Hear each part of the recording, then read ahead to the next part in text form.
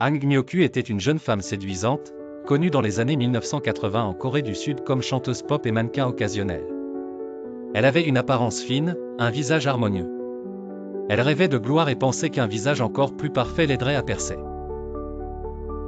Sa première chirurgie esthétique fut une opération du menton, censée affiner son profil.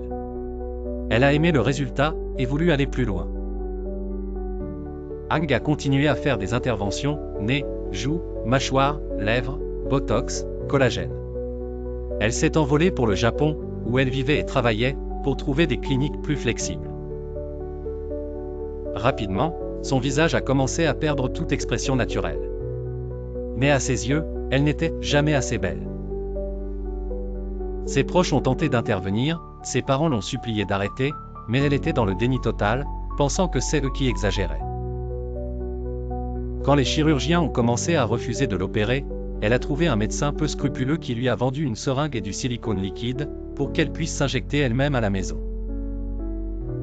Après avoir épuisé son stock de silicone, elle a commencé à s'injecter de l'huile de cuisson, pensant que ça comblerait ses rides et redonnerait du volume.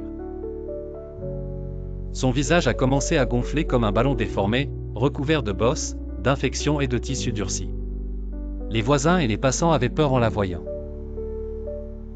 Elle est retournée chez ses parents, qui ne l'ont pas reconnue. Son père a pleuré. La souffrance psychologique et physique était telle qu'elle a finalement été hospitalisée en psychiatrie. Une émission télévisée coréenne a parlé de son cas, suscitant l'empathie du public. Une collecte de dons a permis de financer plusieurs interventions pour lui retirer les masses injectées. Les médecins ont retiré 260 grammes de substances étranges de son visage, mélange de silicone, huile, tissu infecté. Malgré 10 opérations de reconstruction, Hang Myo-kyu reste profondément marquée, avec un visage très déformé. Elle vit aujourd'hui isolée, avec un soutien social minimal. Elle a dit dans une interview, « Je regrette profondément.